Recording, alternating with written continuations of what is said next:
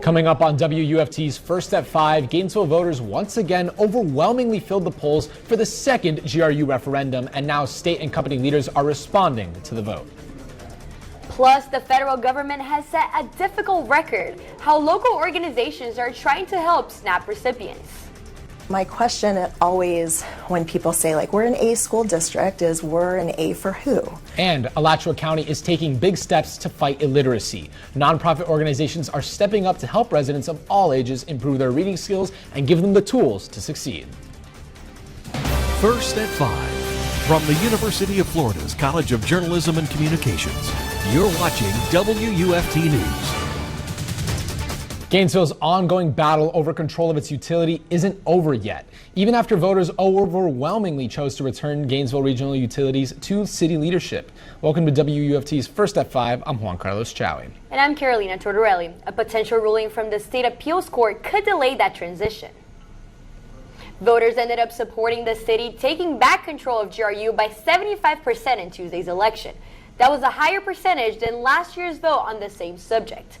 The leaders at the state level and GRU are responding to the vote. The First District Court of Appeals in Tallahassee asked city attorneys to make a decision on why court shouldn't approve an emergency motion that would temporarily stop the city from dissolving the GRU Authority Board. If the board is disbanded, it may lose the ability to continue challenging the court's request. Plus, GRU CEO Ed Bielarski sent the following message to the employees this morning, following the results of the election. He states the authority believes yesterday's vote has no legal consequences until the board receives a court order. He states the board will continue its responsibility for governing the GRU. We'll continue tracking the legal developments and what this means for GRU customers in the coming days. High Springs Commission Seat 3 will see a familiar face, and a new amendment will change alcohol purchases after yesterday's election. The former mayor Tristan Grunder was re-elected. He received 68% of votes, defeating his opponent Julie Ann Tapia-Rano. Plus, the long-debated question of allowing more High Springs businesses to sell alcohol on Sundays has now been answered. The new amendment will allow alcohol sales for businesses under that 51% threshold, but only if they get a special permit. Before, businesses were prohibited from selling alcohol on Sunday unless food sales made up more than 51% of their revenue. And now there was a nice break from the warm weather this past weekend, but the warm-up trend has continued today with temperatures reaching back into the 80s in some spots. UF forecaster Matthew Clark is here to tell us how long this warming trend will continue and when the next cool down will be. Well, we're going to be warming up until the end of the weekend, and then that next cool down, it is going to get very cold here in north central Florida. We did hit 81 degrees in Gainesville today. We are sitting at 79. Same thing for Ocala, 79 in Ocala. Ocala also reached 81 degrees today, so it was pretty warm out there. Fortunately, it was not nearly as humid as it was out there normally during the summertime months. That dew point is sitting at 58. That sun is starting to set. We got some fair weather clouds out there overlooking the campus cam, 79 degrees. Overall, just a gorgeous evening to get outside. It's going to be a little bit warmer this evening, so may not need a jacket if you're heading out and about this evening to walk the dog or go outside for dinner, but still those temperatures are going to be in the mid 60s. And that warm up trend is going to continue Thursday, Friday, Saturday. That average for this time of year is 77 degrees, so we are going to be above average as we head into the next couple of days. And then that massive cool down is going to start to move into our area as we head into Sunday. I'll have just how cold it will get as we head into next week coming up in just a few minutes. Thanks, Matthew. Today marks the 36th day of the federal shutdown, officially making it the longest in history. There is a chance it might end this week, though, as a small group of lawmakers say they've got momentum on a plan to end the standoff. But it wouldn't give Democrats the extension of subsidies under the Affordable Care Act they've been holding out for. The plan could be a tough sell for some because there's no guarantee that the vote would pass the Senate. And as the shutdown lingers on, residents impacted by SNAP continue to feel the effects. WUFT's Isabela Reinoso joins us live in the studio. She spoke with a local food bank in north central Florida and tells us how residents can get help. SNAP benefits for this month will not be issued, leaving hundreds of low-income Americans recurring to local food banks for help. I spoke with Executive Director of Bread of the Mighty, Patrick Dutz. He explained how people in north central Florida can help the ones who receive this help. The way that we operate allows us to stretch every dollar as far as possible. So for every dollar that gets donated to the food bank, we can turn that into 6 meals. And so it's really important that people understand the value of donating financially to the food bank.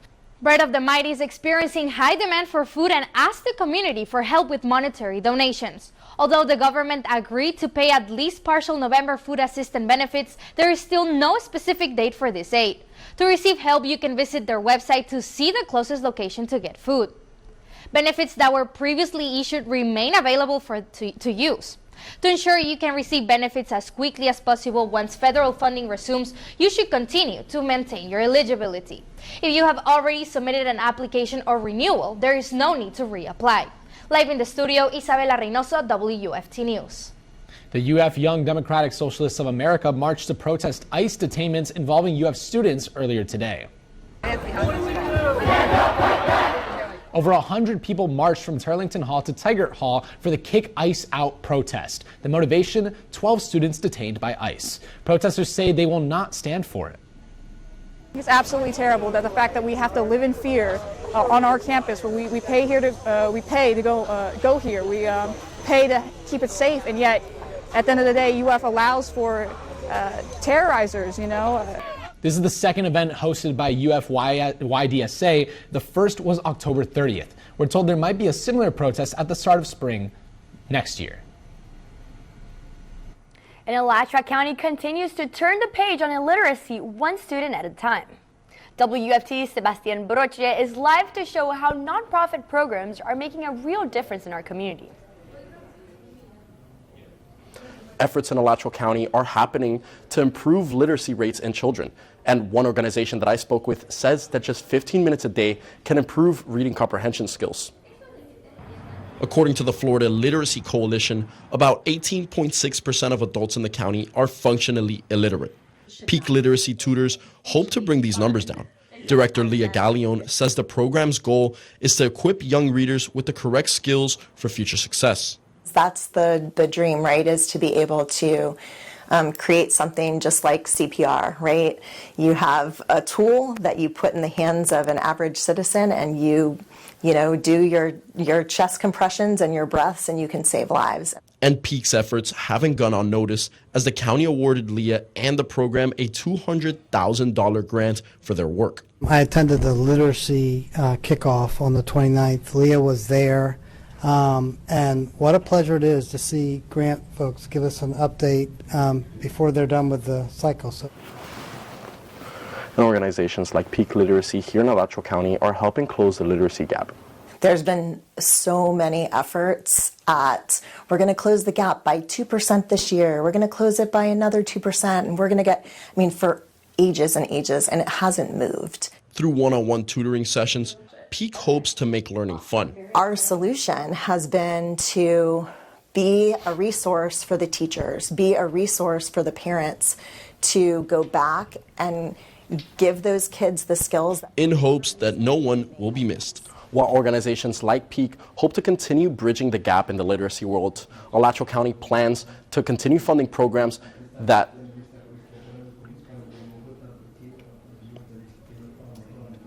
Live in the newsroom, Sebastian Broche, WUFT News. As ever. They're coming out to see us, and it is helping this downtown area to thrive again, which is really what we were hoping. We'll show you how this restoration is bringing families together and helping downtown thrive after the break. You're watching WUFT-TV News. Located in High Springs, a new soda shop is bringing old memories back. From soda flows to banana splits, our reporter at Oriana Torre went to the shop to tell us the story. I think it's for the memories. You know, a lot of people remember this place being open as a soda fountain, as a lunch counter. The return of a piece of history is giving new generations an opportunity to go back in time. Serendipity Soda and Sweets has only been open for a week, but High Springs neighbor Jeffrey Ahrens has already visited 3 times. When you go in there, it seems like everybody can be a kid. Brad and John Millade are the owners behind the resurrection of this old building. The pair were always passionate about antiques. We just kind of fell in love with the idea of restoring it back to its original look and feel as an old-time soda fountain, because those things were kind of dying away in America. When looking for a space to open, they found this old soda fountain place at the heart of High Springs.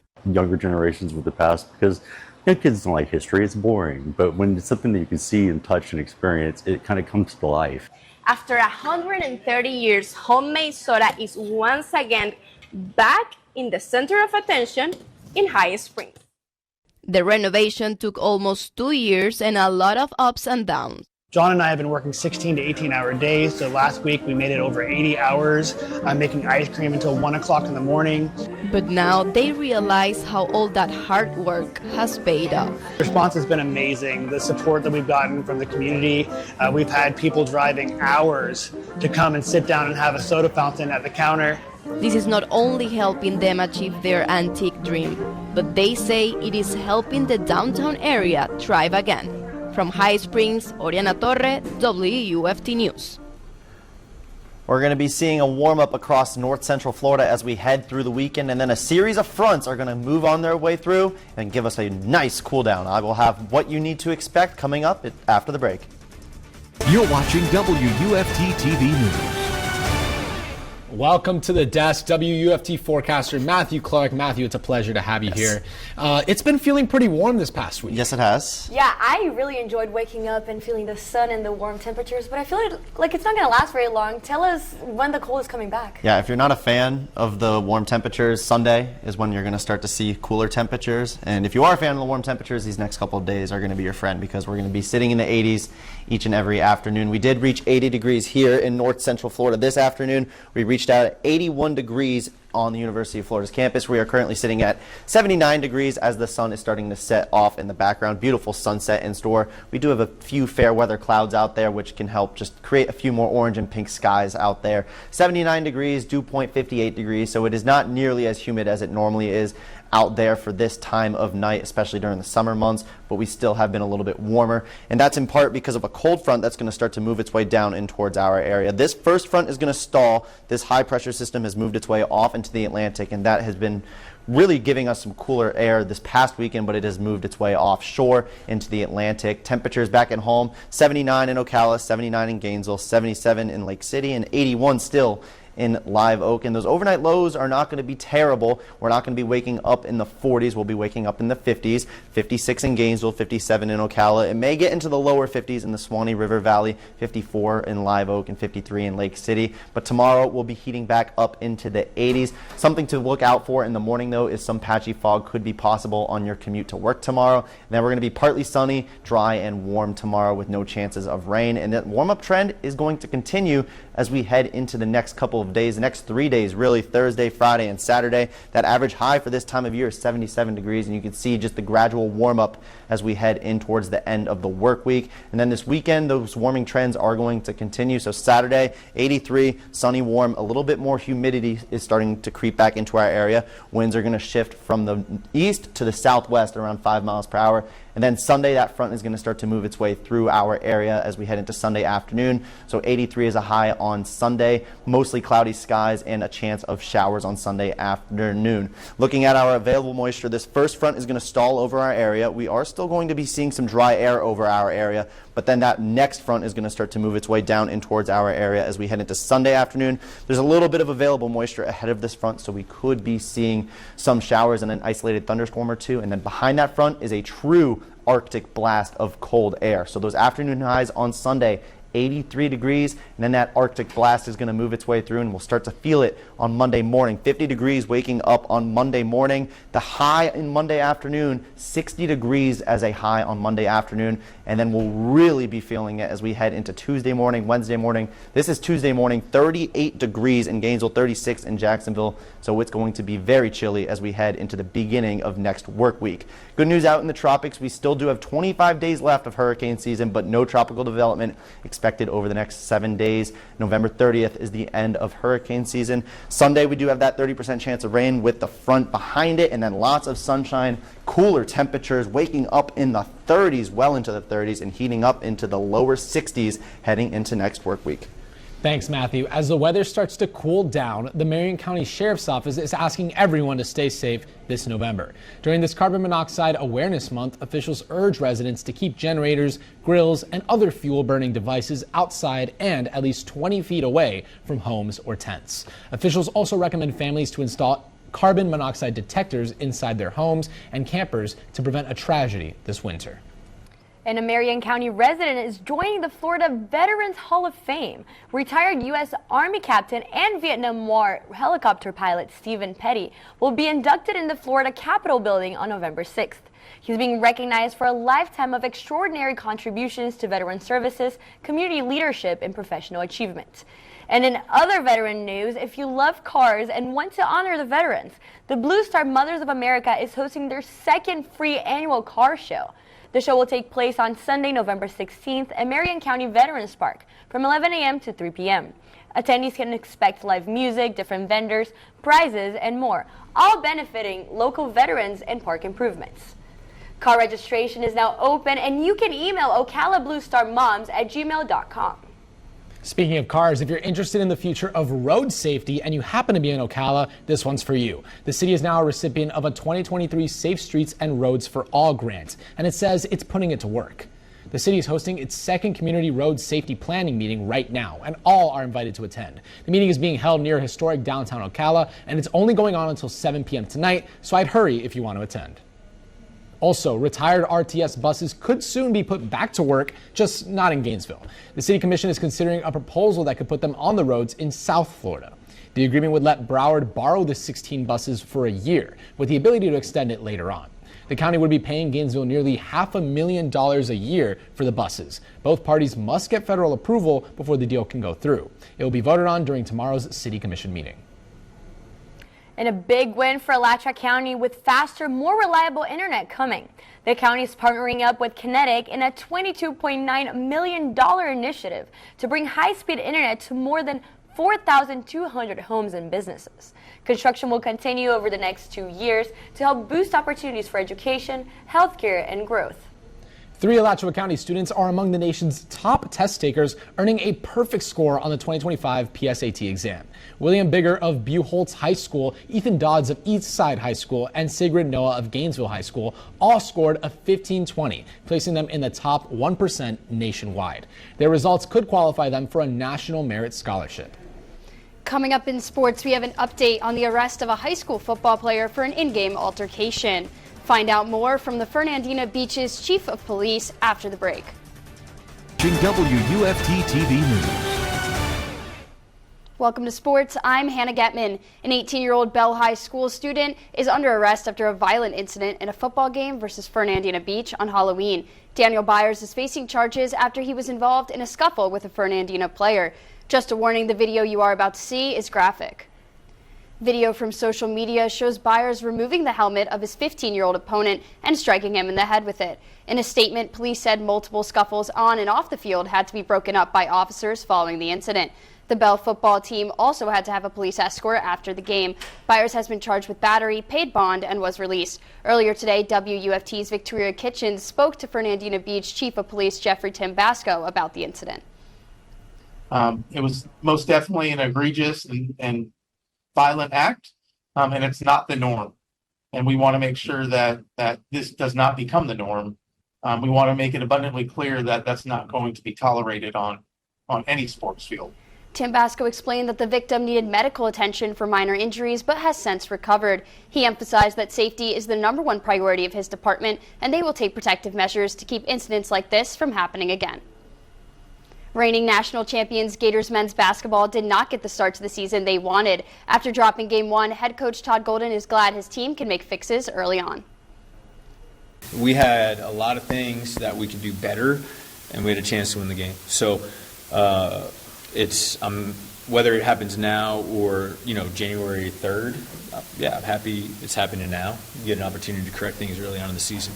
The #3 ranked Gators fell to #13 Arizona Monday, 93-87. They struggled with consistency, shooting 42% from the floor. The journey to regain some of last season's momentum starts against UNF tomorrow night. Tip-off in the O-Dome for that one is at 8. Speaking of momentum, Florida football will try to turn things around after a heartbreaking loss to Georgia over the weekend.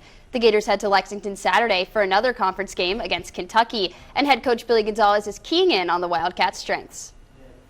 They do a really good job of stopping the run games. What do they do well? I think they run the ball extremely well. They control the ball. Saturday marks the 76th all-time meeting between the two teams. While Florida dominates the matchup with 54 wins, the Gators have not won in Kentucky since 2019. With both teams currently struggling at 3-5, it'll be up to one to flip the script with an SEC win. Kickoff in Lexington is set for 7:30 p.m.